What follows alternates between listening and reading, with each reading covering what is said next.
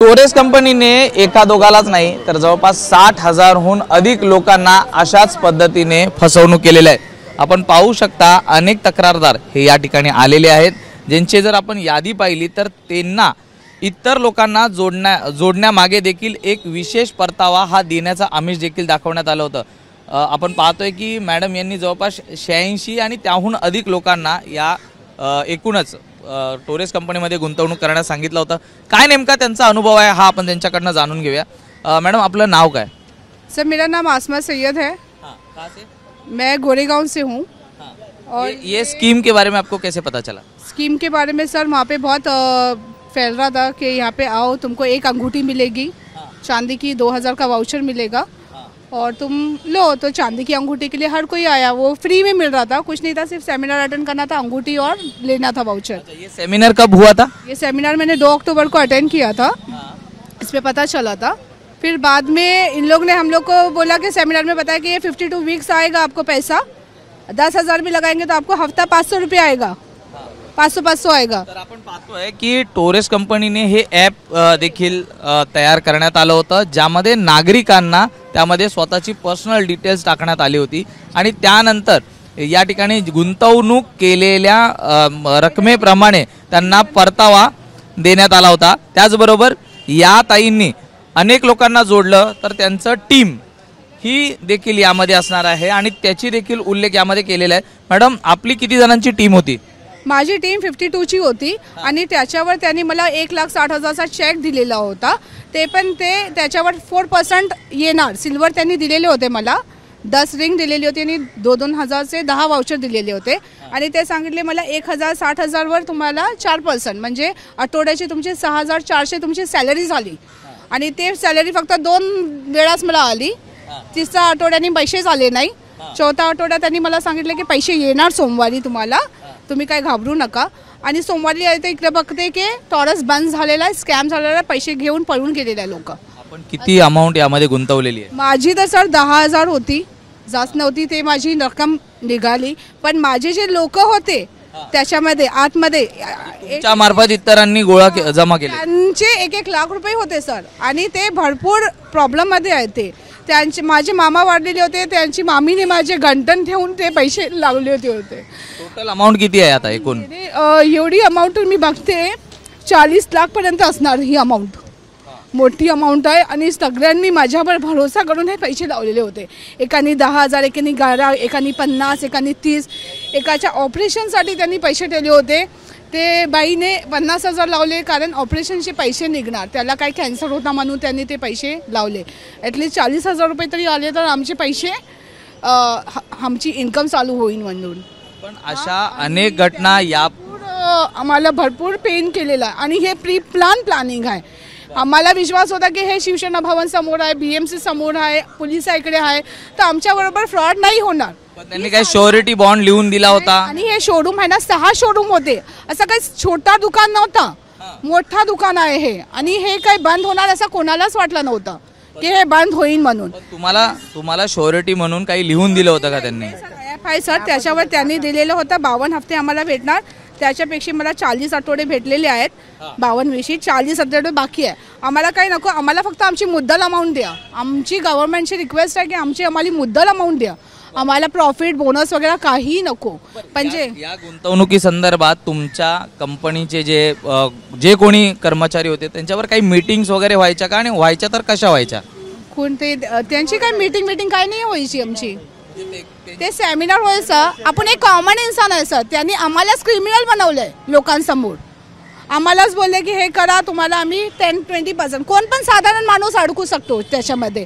तुम्ही 4,000 वर तुम्ही कोणाला रिफर पण केला ना तुम्हाला 10% भेटणार आणि तुम्ही त्यांचे मॅनेजर झाले, ठीक आहे। भेटवस्तू आणखी काय कायांचं आमिष दिलं होतं, जसं अंगठी, घड्याळ किंवा काय सांगितले होते? 20,000 वर आहे ना तुम्हाला गाडी तरी तुमच्या लकी ड्रॉ मध्ये जाईल, तुम्हाला QLED TV भेटेन, नाही तर सोन्याची वस्तू, नाही तर चांदीची वस्तू ते तुम्हाला भेटणार।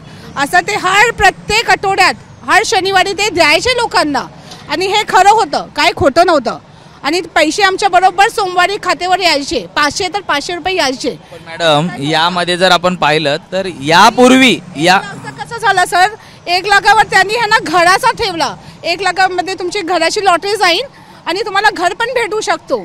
ते लोकांनी त्या घराच्या अपेक्षामध्ये लोकांनी जास्त 1-1 लाख रुपये टाकले. घर कुठे देणार होते? ते काय माहित नाही, अपार्टमेंट देणार होते, पण ते त्याच्या लॉटरीवरच समजणार होता की कोणाला वाजते. ते तर काही लोखंडे म्हणून काहीतरी होते, त्यांना भेटले ते घर. आता ते भेटले का नाही भेटले माहित नाही. म्हणजे सगळं काही एक चित्र उभं करण्यात आलं होतं तुमच्या. हो, भरपूर मस्त प्लॅनिंग होती. आणि त्यांनी 8 दिवसा अव्वल हे कांदिवलीमध्ये एकदम मोठा शोरूम खोलेला आहे. त्याची कोणाला पण, आणि त्यांनी दावत वगैरे सगळं ठेवलेलं होतं, खाना पिना वगैरे सगळं ठेवलेलं होतं. असं कोणाला जराही नाही तुम्हाला जराही संशय नाही आला की बाबा हे आपली फसवणूक होऊ शकते? या आधीही अशा अनेक घटना घडलेल्या आहेत. कारण काय आहे ना, हे ऑफिस सगळं एकदम मेन ठिकाणी आहेत. असं काही छोटासा नाही आहे की आपण गेलो पैसे दिलो आणि पळून आलो. नाही, हे मोठं आहे, सगळ्यांना दिसतो, पोलिसांना पण दिसतो, BMCला पण दिसतो, सगळ्यांना दिसतो. जर ऑफिस केला, अगर एक साधा पानपट्टीचा पण दुकान असेल तर पोलीस आणि BMC केवढी चौकशी करते, तोडून टाकते चांगला नसला तर. हे कशाला तोडला नाही त्यांनी? हे कशाला तोडला नाही? अगर जर हे तोडला असता, फ्रॉड असला, तर आम्ही एवढी लोक फसली नसती या फ्रॉडमध्ये. पण गव्हर्नमेंटचं नाही, माझा घेऊ नका प्लीज. नाही, गव्हर्नमेंटचं पण काम होतं ना थोडंसं हे करायचं. नाही गव्हर्नमेंटचं पण इन्क्वायरी करायचं काम होतं. आम्ही ऍक्च्युली आम्ही लालच केली, ठीक आहे, मान्य करतो, पण थोडंसं गव्हर्नमेंट नाही असू द्या. गव्हर्नमेंटनी पण इन्क्वायरी करायला पाहिजे होती ना. आम्ही केली थोडी, आम्ही लालचपोटी आम्ही पैसे टाकले, कारण की आम्हाला पण पैशांची गरज होती. मॅडम, मला एक प्रश्न तुम्हाला विचारायचा आहे. याआधी अशा घटना घडलेल्या आहेत, अनेक लोकांना अशा स्कीमच्या माध्यमातून, मग ते शारदा चिटफंड असो, अशा विविध घटनांच्या अशा अनेक घटनांमधनं आपल्याला किंवा अनेकांना फसवलेलं आहे. मग त्यातनं देखील आपण बोध नाही का घ्यायला पाहिजे? सर, त्याच्याबद्दल तर चिट फंड वेगळं असतं सर. आणि इकडे आहे ना, सगळी मोठी माणूस लावलेली होती, डॉक्टर वगैरे, पोलीस इन्स्पेक्टर, BMCचे लोक, सगळी लोक. त्यांच्यावर आम्हाला विश्वास होणार का नाही होणार? तुम्ही एक कॉमन माणूस आहेत, काय मोठे माणूस नाही. तर तुम्ही डॉक्टर जेव्हा लावतो, पोलीस इन्स्पेक्टर लावतो, तर तुम्हाला यकीन होणार का, विश्वास पटणार का नाही तुम्हाला? इन्स्पेक्टर लावतो, त्यांनी काहीतरी इन्क्वायरी केलीच असणार, तेव्हा त्यांनी एवढे पैसे गुंतवले. असंच गुंतवणार का तो पैसे? एकमेकांच्या ऐकण्यावरनं, सांगण्यावरनं येत होते त्यांच्या खात्यावर. त्यांनी आम्हाला ॲप पण दाखवलेली होती. एकाची 7 लाख रुपये आठवड्याची इन्कम यायची, 35 लाख यायची, 20 लाख यायची. या कंपनीचं बॅकग्राऊंड तुम्ही चेक नाही का केलं? ती कंपनी कुठून आली, काय झाली? एकदम सांगितले होते की तुम्हाला कंपनीपाशी काय करायचं आहे, तुम्हाला आहे ना, आम्ही तुम्हाला बोनस देतो ना. कोई बताने को तैयार नहीं था अंदर की क्या बैकग्राउंड है, क्या है, कुछ भी बताने को तैयार नहीं. अगर पूछा भी जाए तो बोलते कि ऊपर जाओ, वहाँ पे जो है कि पेपर रखा हुआ है, पेपर में जाके पढ़ो बस, और फिर वहीं रख देना. इतना ही बोलते थे बस. न फोटो दिखाते थे, ना ऑनर का या ऑर्गेनाइजेशन का, किसी का कुछ नाम पता, कुछ आता पता बताते नहीं थे. सेमिनार मैंने भी अटेंड किया, मैंने भी 2 बार पूछा उन लोगों से. कितना आपने पैसा इन्वेस्ट किया? मैं ज़्यादा नहीं किया हूँ, कम ही किया हूँ मैं. कम है, 50 है मेरा. और मैं एक मजदूरी करता हूँ सर. हाँ, किसी तरह करके मैंने पैसा लगाया. सबको एक लालच रहती है, यहाँ भी लालच दिखाया इन लोगों ने. सबने लगाया तो मुझे भी लगा कि मैं तो छोटा लगा रहा हूँ. बड़ा लोगों को मैंने देखा लगाते हुए, तो मुझे भी छोटा लगा, मैंने भी लगा दिया. तो मेरा मिला आपको? मेरा छोटा लगा. 3 हफ्ते तक तो आया है. 3 हफ्ते तक आया, मतलब बोले तो 3,000 रुपये, 3,500 आ रहा था. तो 3 हफ्ते तक आया है. ये चौथा हफ्ता आने वाला था, तब तक गेम कर दिया इन लोगों ने. अब इसमें सबका काम हो गया. जो बेचारे सही लगाए हुए थे, जो बेचारे नहीं लगाए, सब रो रहे.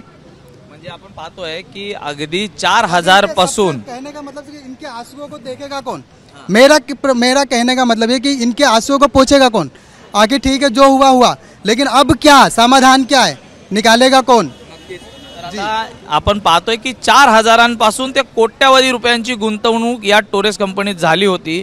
आणि याच जादा आमिष त्यावर झटपट श्रीमंत होण्याच्या नादात नागरिकांनी देखील मोठ्या प्रमाणात पैसे गुंतवले.